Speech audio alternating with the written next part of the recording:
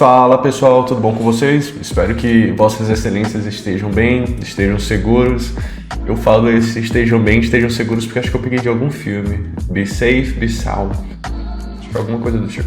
Sorry for my English.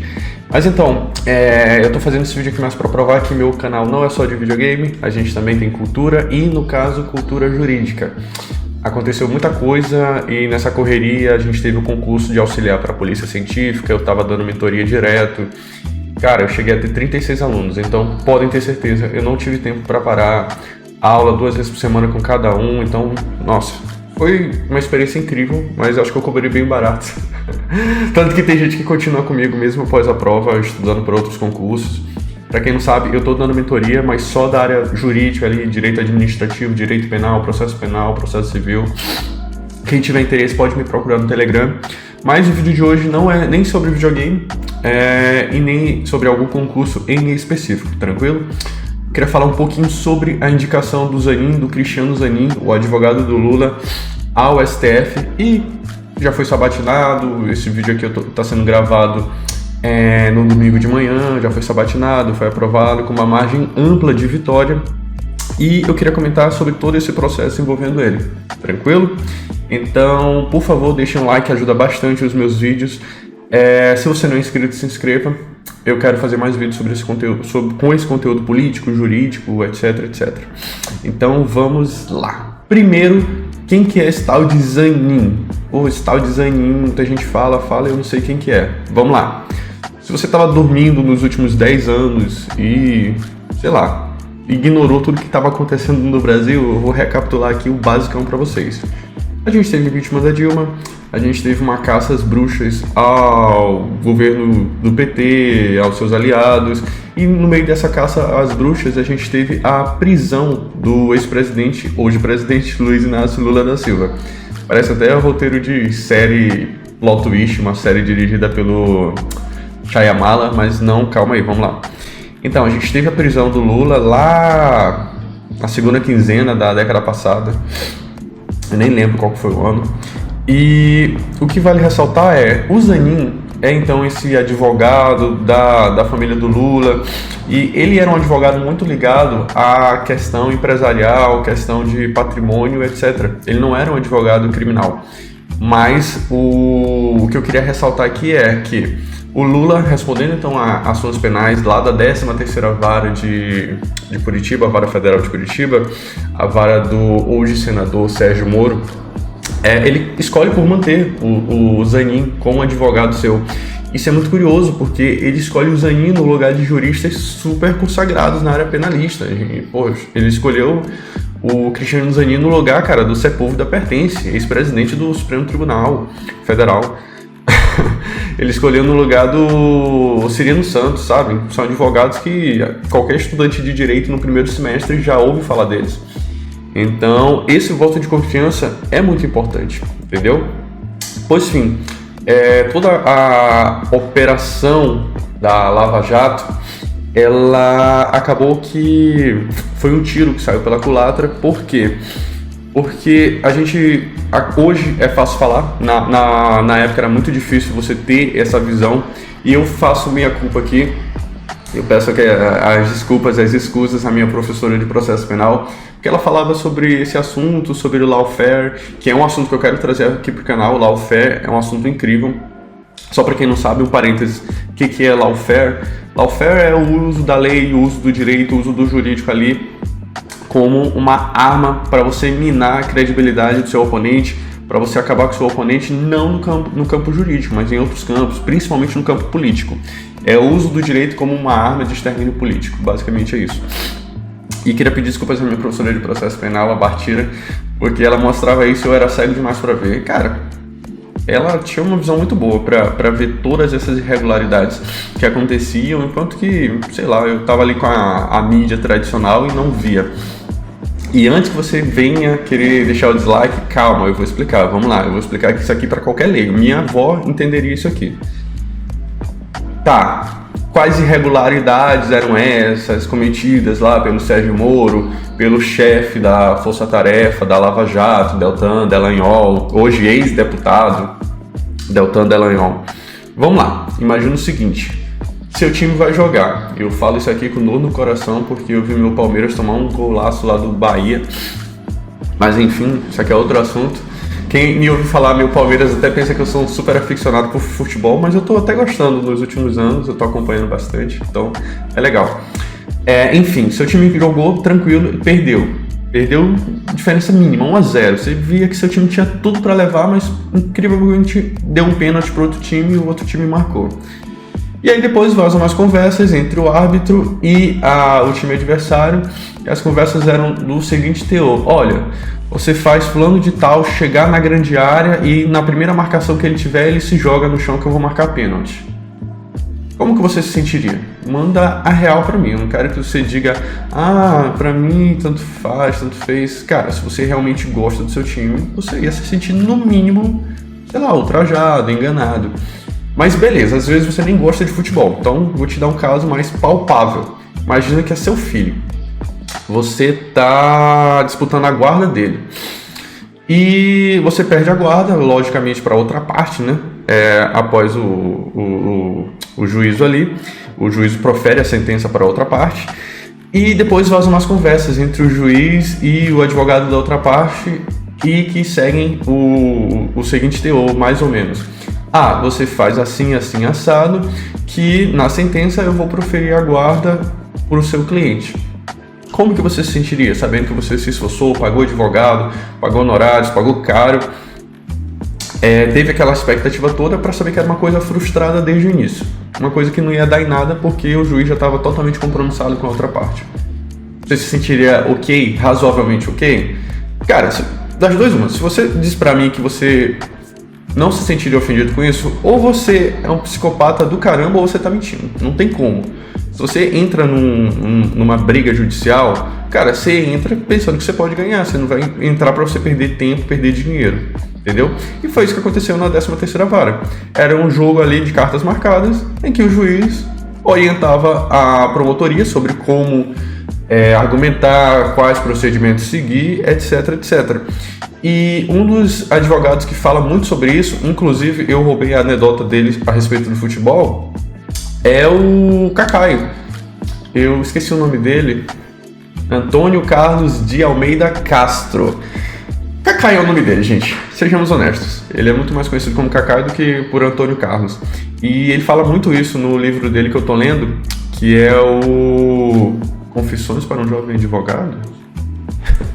Não, só loucura. O nome do livro é Muito Além do Direito. Reflexões, não sei o que, sobre direito, poesia. Ele é um grande fã de poesia.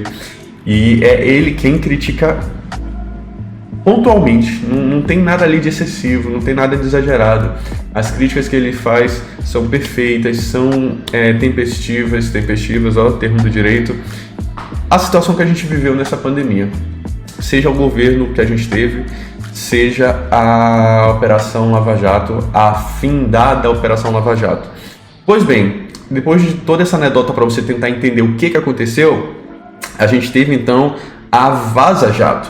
O que foi a Vaza Jato? Foi ali um vazamento de informações particulares, de conversas entre os procuradores da Força Tarefa, com o juízo, em que ficou escancarada toda essa artimanha, toda essa busca pelo poder, toda essa cooptação do judiciário, toda essa corrupção do Ministério Público. E, enfim, o Cristiano Zanin é o cara que derrota tudo isso, entendeu? Ali, apanhando, se você for atrás dos vídeos, dos embates, melhor falando, entre o Zanin e o Sérgio Moro, você pensa, cara, cadê os embates entre o Zanin e o Dallagnol? O Zanin não tinha que estar fazendo embate com o Moro, tinha que estar fazendo embate com o Dallagnol. O Moro não é parte, o Moro é o juiz, entendeu? Mas quase não tem. Você vê o Zanin com o Moro, para você ver o quão maluco estava esse julgamento.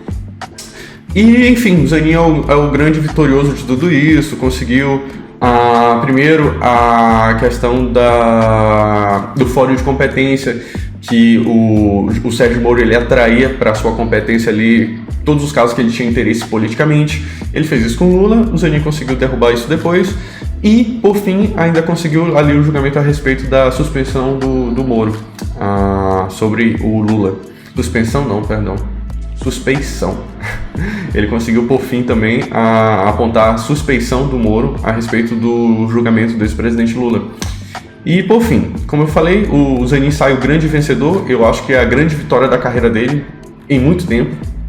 E isso, logicamente, aí, além de alavancar o nome do cara, conseguiu dar uma situação ali, dar uma situação de bastante conforto, bastante prestígio perante o presidente Lula, que tem na mão, pelo menos por hora, quer dizer, tinha 2 indicações, a do ex-ministro Lewandowski, que para mim é um dos grandes ministros do STF dos últimos anos, um grande defensor da democracia, um grande defensor do direito em si, e agora que vai ser ocupada pelo Zanin, e a gente vai ter mais uma cadeira no futuro, que alguns especulam que ele queira dar para o Flávio Dino, vai ter vídeo sobre isso também. Mas enfim, ele indicou então o Zanin, e ele estava tão confortável, ele quem? O presidente Lula, que ele indicou o Zanin e olha, vou viajar aqui para Paris para conversar com o Macron, bora fechar acordo entre União Europeia e Mercosul, vai ter vídeo sobre isso também. E não deu outra, o Zanin foi aprovado com longa margem dos votos dos senadores. E esse é um outro ponto interessante que eu quero falar. Muita gente esperava que a sabatina do Zanin fosse pegar fogo lá no Senado Federal. Eu era um desses. E o resultado é que a gente foi tapeado. Tapeado por quê? Vamos lá. Tapeado porque não houve nada disso. Não houve nenhum pega-fogo, não houve nenhum bate-boca. O Zanin, você pode ter todas as críticas a essa indicação, ele é advogado particular do Lula, etc, etc. Mas ele não é um cara alterado. Ele é um cara que se manteve ao longo de todos esses tempos, nunca ergueu a voz para o Sérgio Moro. Eles, sim, tinham seus embates, mas eram os embates ali no mundo do jurídico que acontecem em qualquer comarca aí de interior. O grande embate esperado para o dia, que era o embate então entre o hoje senador Sérgio Moro, o ex-juiz federal da 13ª, com o Zanin, foi uma coisa bem... O Sérgio Moro começou a falar a respeito da Lava Jato, que ela não tinha aspirações políticas, aspirações partidárias, o que para mim já é um erro, porque ele não tem nem que falar de Lava Jato, ele era juiz, não era promotor. E o Zanin bateu do outro lado na tecla lá de que sim, foi uma questão de lawfare, etc, etc, etc. O que eu chamaria a atenção da sabatina são 2 coisas. Primeiro, é uma questão ali meio de ignorância, o que a gente pôde ver na fala do senador do Espírito Santo, esqueci o nome dele, deixa eu pegar minha colinha aqui, Magno Malta. Às vezes eu queria até nem lembrar desse nome.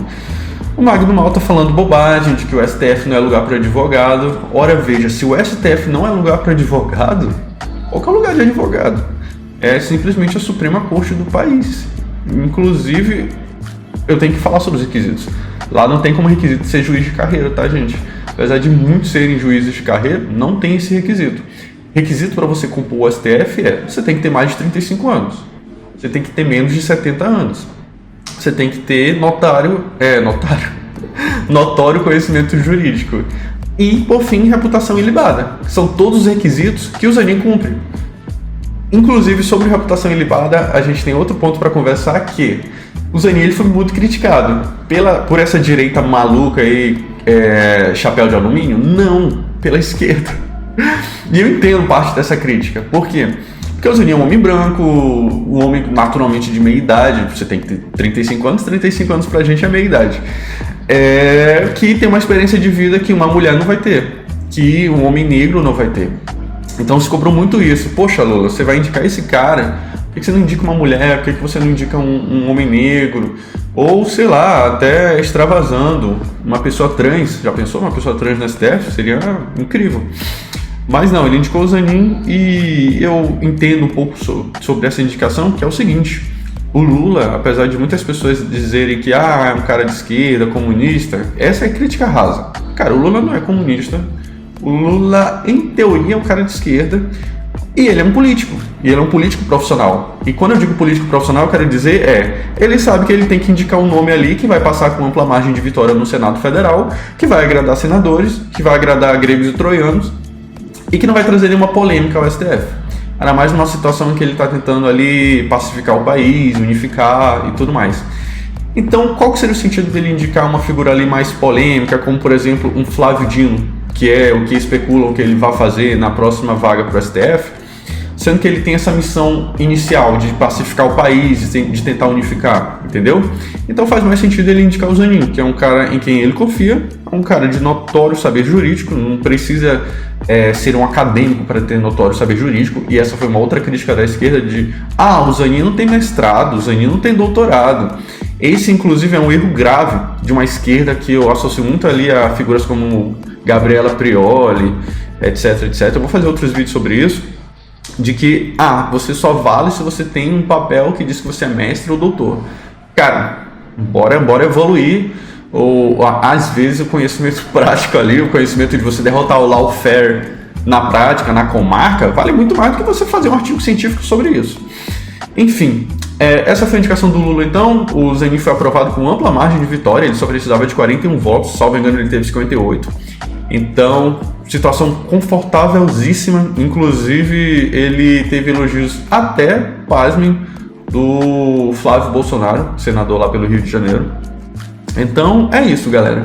Não tem nenhum bicho de 7 cabeças, o Zanin ele não tem posições particulares ali, conflitantes a respeito de aborto, a respeito de drogas, o que é outra crítica da esquerda, outra crítica totalmente irrazoável, do tipo, o Zanin não vai... Ele é um conservador, entendeu? Disfarçado, um lobo em pele de cordeiro. Cara, primeiro que isso aí, sinceramente, nem interessa por um ministro do STF. Acho que nem tinha que ser inquirido a respeito disso. Mas, enfim, ele foi inquirido, ele se saiu muito bem a respeito de...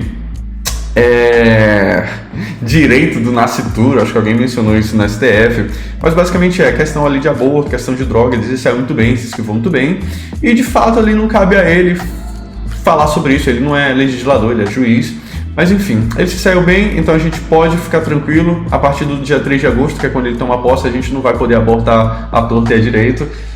As relações institucionais do Brasil vão se manter, galera. As relações entre o Congresso, Judiciário, no caso STF, e o Palácio do Planalto vão continuar iguais. Então não tem nada, não tem nenhum bicho de 7 cabeças, não tem nenhuma grande mudança no cenário. Só mais uma indicação comum de um cara ali que, se fosse um deputado, seria um deputado de centrão. Um cara que vai se comportar como se espera que se comporte um juiz da Suprema Corte. E que eu particularmente acho que ele está à altura da cadeira do ministro Ricardo Lewandowski. Beleza? Se você gostou desse vídeo, deixe o seu like aí. Eu quero fazer mais vídeos assim, dando minha opinião a respeito de um tema jurídico, a respeito de um tema político. E é isso. Espero que fiquem bem, espero que fiquem seguros. Esse é o meu mantra aqui no canal. Até mais.